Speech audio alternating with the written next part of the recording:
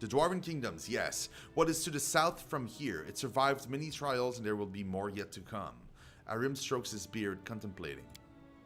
There is no unity among the dwarves, Shino. The 5 kings rule over our people. They sit on the throne of the 5 greatest city, and with every passing day, it grows harder for them to come to any agreement. The only thing unifying the 5 kings mountain is the sky citadel of Ielm. Mighty dwarven fortress that can be found throughout Avisten and Gerund, the first to be built by the Stout folk when they emerged into the surface world during the Age of Darkness. Although 10 citadels were built in total, only a few have survived intact to the present day, and a fewer still are held by the dwarves. Ielm is amongst the ancient and expensive dwarven settlements recognized as a sky citadel, constructed during the Age of Darkness within and beneath lofty Emperor's Peak in the 5 Kings range. It has remained the center of dwarven culture on Avistan for millennia. The greatest dwarven fortress at the mountain's heart. Have the dwarves always lived on the surface? Oh no, eons ago all dwarves lived deep beneath the surface, and they did rather well, judging by the historic records. They built fortresses befitting noble dwarves, but our restless god, Torag, sent us a prophecy. The quest for the sky. The quest for the sky is the ancient dwarven migration to the surface of Golarion from their original homes in the Darkland. Their god, Torag, had given them a prophecy. When the ground shook beneath their feet, they must press upward to the surface. They took the massive tremors caused by Earthfall in minus 5,293 AR as this sign and began their journey towards the surface, finally emerging there in minus 4,987 AR. Wow. This journey was long and bloody. Many dwarves perished on the way. Others turned back, keeping to their ancient strongholds, eventually to turn into evil Duergar, grey dwarves. But those who survived reached the surface and founded the Sky Citadels, the most glorious cities in dwarven history. Tell me about the Sky Citadels. Oh, they are the peaks of creation. Glorious cities built by the ancient dwarves would finally reach the surface after many hardship, performing the final labor in their quest for the sky on the surface of Golarion. Arim's eyes glitter with admiration. They are steadfast, tall, magnificent. They are beautiful. The 10 citadels were built by dwarves, but we've managed to keep only a few. The citadels crumbled and the orcs, sworn enemy of our people, trampled their blessed street and ruined the gorgeous palaces of the ancient kings. Arim's eyes grow misty with tears. These were heavy losses and a disgrace to our people, Shino. Highhelm is the jewel of the citadels that remain. It is located in the heart of the mountains and the heart of every dwarf. Yes, yes, my heart too. There is a dwarven saying that if an enemy reaches Highhelm, every dwarf from all the corners of the world will come to defend it. Arim casts a sad glance at you. I'd be there too, but not to help the Citadel's defender. I'd be there to witness the fall of our people with my own eyes and mourn it. I would fall upon the cold stone and raise my final prayer to Grotus. Okay. Let's talk about your god, Grotus. You wish to learn about Grotus? Arim seems surprised and pleased at the same time. Yes, of course. I would answer anything you ask. What are Grotus' teachings about in a nutshell? Grotus is the end of all that exists. Arim smiles. He's obviously been waiting for this question. Look around, Shino. What do you see? Look again and realize that everything will be destroyed. Our clothing and our armor will turn to dust. The walls of the palaces will crumble into ruins. The trees will fall, and you and I will die much sooner than that. Grotus is a timeless watcher. He's been locked away by Pharasma, the goddess of rebirth. The Lady of Graves, Mother of Souls, Grey Lady. Pharasma is the goddess of birth, death, and prophecy. She shepherds Golarion's recently departed souls to their final reward. Upon death, souls migrate via the River of Souls to Pharasma's boneyard in the Outer Sphere, which sits atop an impossibly tall spire that pierces the astral plane. She is amongst the most ancient deities in the multiverse, but keeps her knowledge of the fate of all souls closely guarded. From her boneyard, the boneyard, sometimes referred to as the Purgatory, is a neutral plane where the souls of dead mortals from the material plane are judged by the goddess Pharasma. He watches over the world, knowing the time for the final reaping shall come. He's the bloated moon hanging in the sky. He's the harbinger of the last days. He's the one who will stay when all the others are gone. Pharasma has Grotus locked in her boneyard, so she is stronger than Grotus. Of course she's stronger, for now. Arim nods with dignity, stroking his beard. Grotus is weaker than Pharasma and many other gods. I would be a fool if I tried to claim otherwise. If Grotus were stronger, the end times would already have come, wouldn't they? Yeah, it makes sense.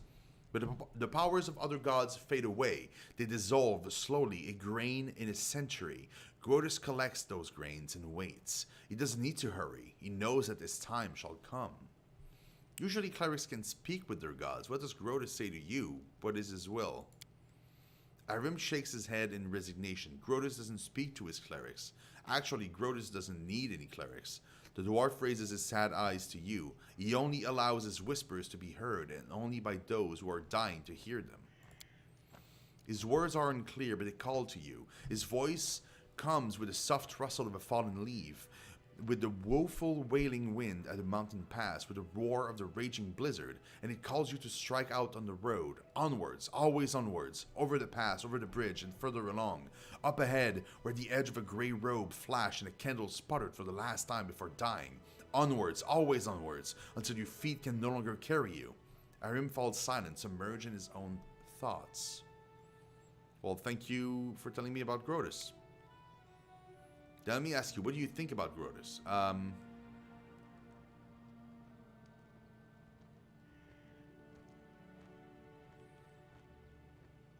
like your tales. There's an inner truth to them.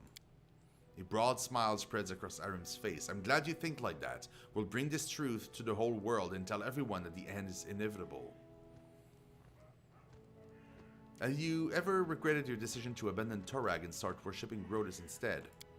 The question might seem offensive, Shino, but I'm not offended. I realize you ask it because you wish to learn more about Grotus. Arim squeezes his beard in his fist, but in a moment he lets it free again. Torag betrayed me. All he's ever done was look down with contempt on all my futile efforts to please him. I crafted armor plates, but they fell apart with a single strike of a fist. I smithed swords, but they broke at the hilt. Torag's priests used to say that such failures were the curse of the uncompromising deity.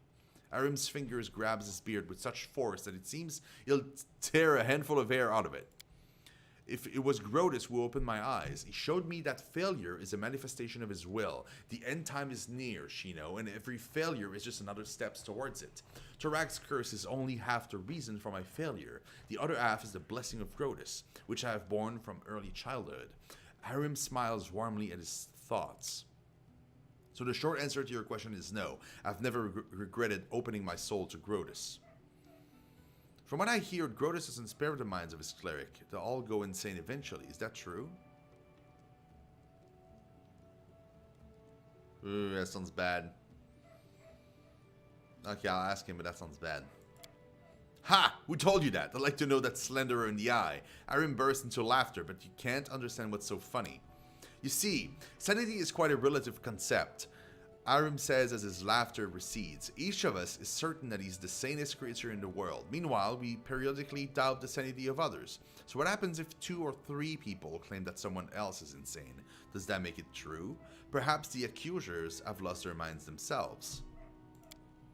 The longer a cleric listens to the whispers of Grotus, the better he comprehends the essence of his designs, and the deeper his understanding has become.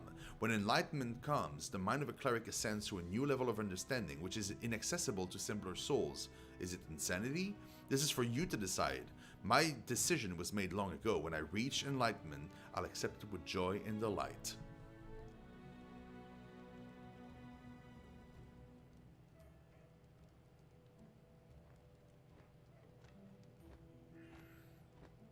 Well, your eagerness is commendable. And that's also role-playing my character, because my character is a paladin, right? And she follows her own deity, so I respect that he follows his. Arim smiles broadly. I'm glad you noticed it. I dreamed that Grotus would someday notice my eagerness too. There was a lawful evil, apparently, action. Nah, it's fine. Thanks for the conversation.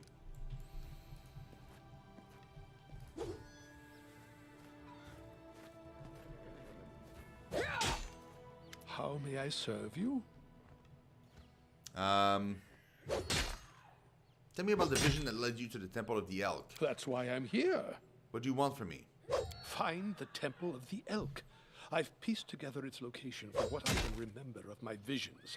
I have a rough idea of where to look for the sanctuary, somewhere in the North Nile marshes. However, I don't possess the strength to walk this path myself.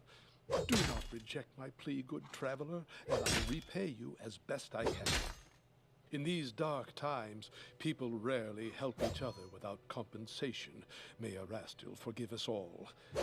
But I am sure my healing abilities will be useful to you.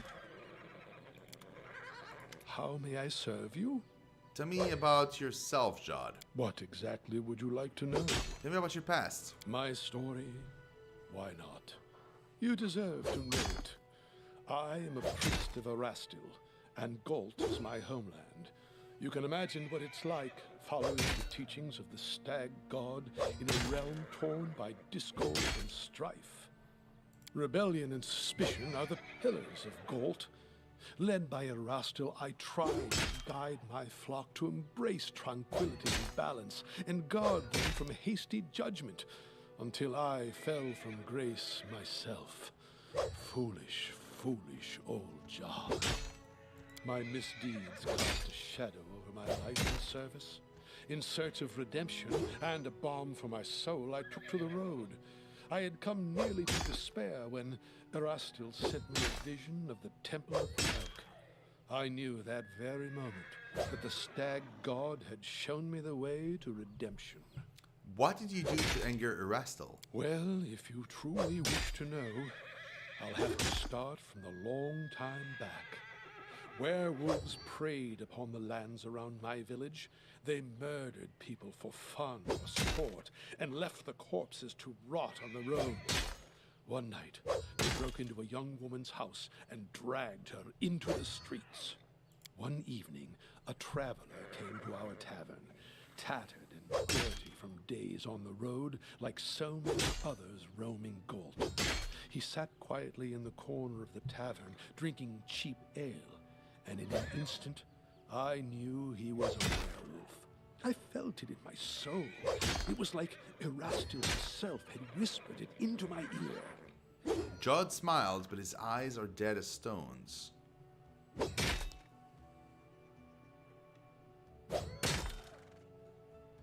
Led by Providence, I left to gather my flock, and we surrounded the tavern. The retribution was swift. However, I was tragically mistaken. The young man was no werewolf. He was a bandit, sent to spy on the village by one of the local gangs. We only found out after, when we went through his things. Still, you saved the village from another danger, did you not? That's still no excuse for my actions. I was a fool. I made a grave mistake. And what's worse, in the eyes of my flock, I cast doubt on Erastil's greatness. A priest who can barely hear the voice of his god is a disgrace to his lord and himself, and corrupts the very people he would save. Whatever the case, I knew Erastil was no longer pleased with me. It was terrifying. Jud's voice wavers. Even now, one can glimpse inside him the remnants of the horror he lived through. Imagine how my mind raced when here in the Stolen Lands I heard the voice of the stag god once again. He gave me another chance at service to atone for my guilt. Now I have regained hope, and that very hope is my most precious possession. What can you tell me about your homeland, Galt? For some, it is a land of freedom, where power belongs to the people, not to lords or kings. For others, it's a land of never-ending revolution, a realm surrendered to anarchy. It depends on who you ask. No, that's what I said. This is basically France. Revolutionary France. For me, I found Galt a violent place. Crowds eager to lynch a stranger for that accent or appearance, where a single word uttered at the wrong time or place can spark the people to riot and cities to burn.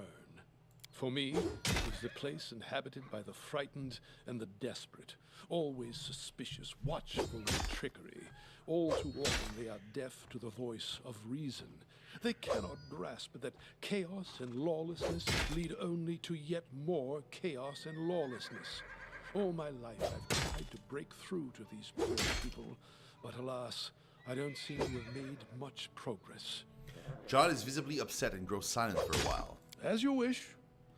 Tell me about Erastil. Of course. It would be my pleasure. Erastil is one of the eldest gods of Golarion. His faith emerged when the first people appeared upon the land. Erastil helped our ancestors cultivate the land and hunt. Even now, his blessing lies with those who uphold the old traditions and keep to simpler ways, far from civilization and the noise of the city.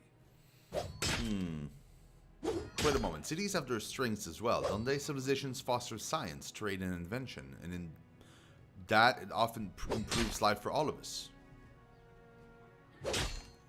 Tell that to the peasant robbed of all he owns, spending his night in the gutter, hoping to live to see the sunrise.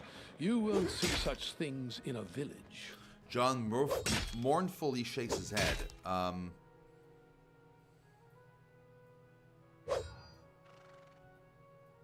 Well, you do have a point. Indeed, cities can be places of evil and wrongdoing. I'm glad to hear you agree.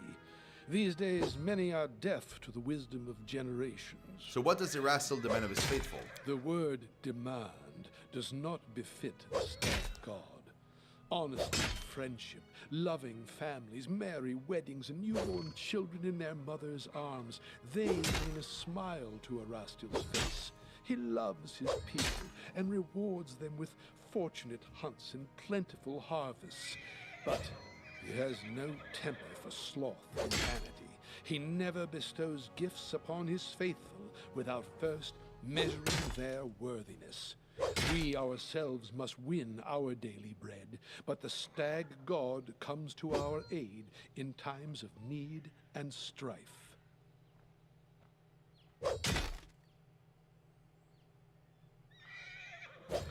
I always had respect for Erastil and his priests. I see it more clearly every day. Erastil himself led me to meet you. Your keen spirit will serve you well. Okay, I wanted to ask you about something else. I'm happy to help. I need the help of a cleric.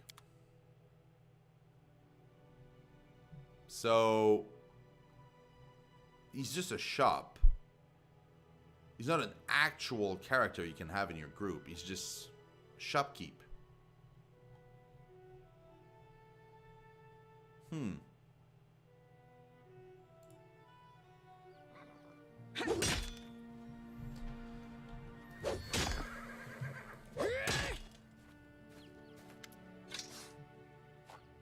Why do you want to kill this Tusk Gutter so much?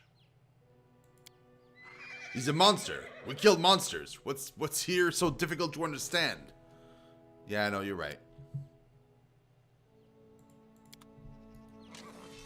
I don't know why I asked. March on.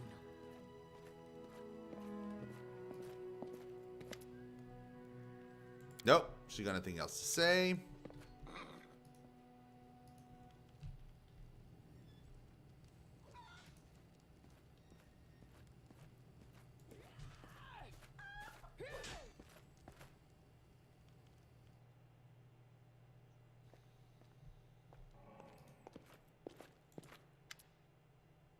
Nothing else to say either. Thought to you. It was your ring, Svetlana. Kressel gave it to me. I even managed to convince her not to fight me. Svetlana sighs bitterly. I suppose I should tell you the truth about her. Kressel wasn't her real name. Her real name was Irina. Before all this, she was the daughter of my mother and her second husband, my half-sister. I can't help but feel like everything that happened to her was my fault. She always had wildness to her. She'd wander the streets, hanging out with a bad crowd until the day she passed. Mother complained about Irina constantly. Back then it was just cruel games and strange escapades. She never really hurt anyone back in Restov. Her father didn't live much longer than our mother, so I decided to try to help Irina. I brought her here to the Stolen Lands, though Oleg was against it. And once here, she immediately fell under the Stag Lord's influence. She never even needed to meet him. The stories and rumors from local hunters and bandits were enough to win her over. She would tell us how he was a real leader, unlike Restov's softies. Eventually, she ran away, only to return under a new name with a pack of thugs to collect taxes from us. What's worse, she participated in the torture and execution of prisoners alongside the Stag Lord's minion. I don't know if there are any ways to set her back on the right path, but I'm grateful for your kindness. Perhaps there's still hope. For the sake of my mother's memory, I'd like to believe that. We got camping supplies. Sweet. It's my, okay. Not quite level 3, but heading there.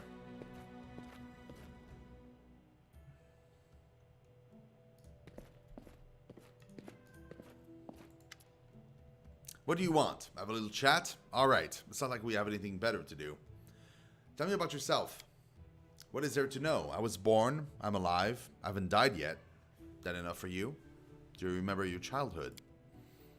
Rigongar scowls. What a crap question. I was just a kid when they sold me. Before that, I don't remember much. Smoky fires, stinky hides, always bumping along on a horse.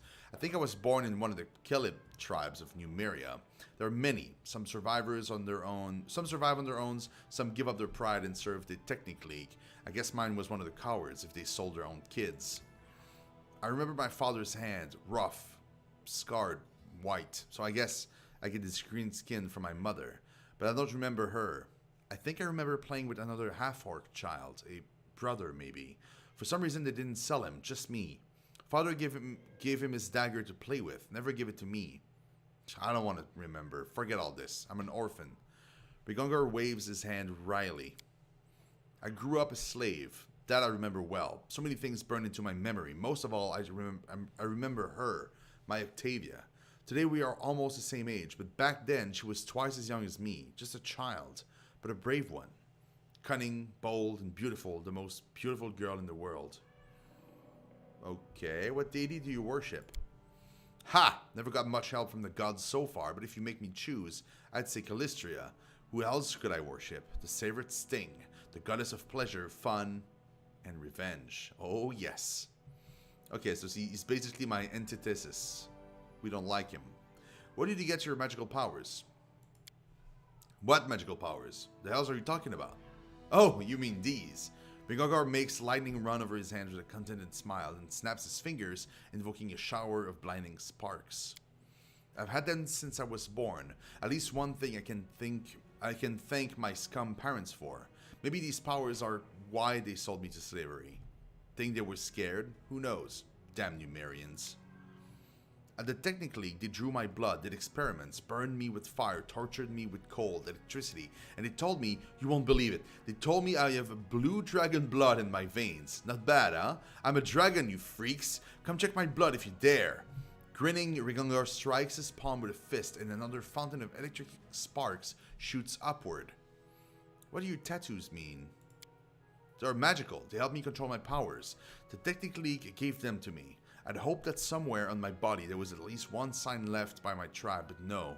I guess they didn't care to bother. To hell with them.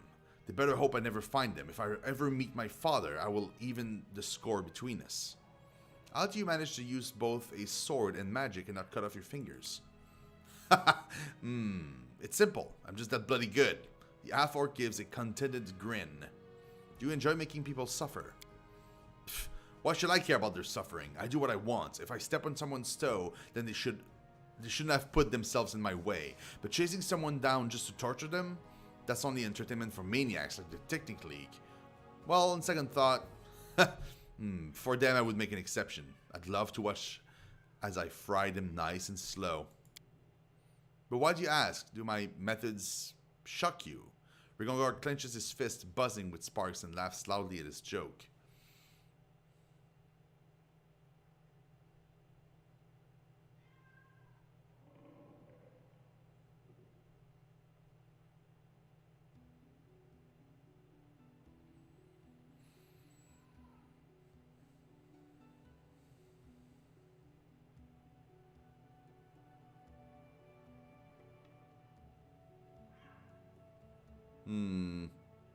What is lawful good in this? It seems to me you're no more than a common felon. Yeah, that was the one.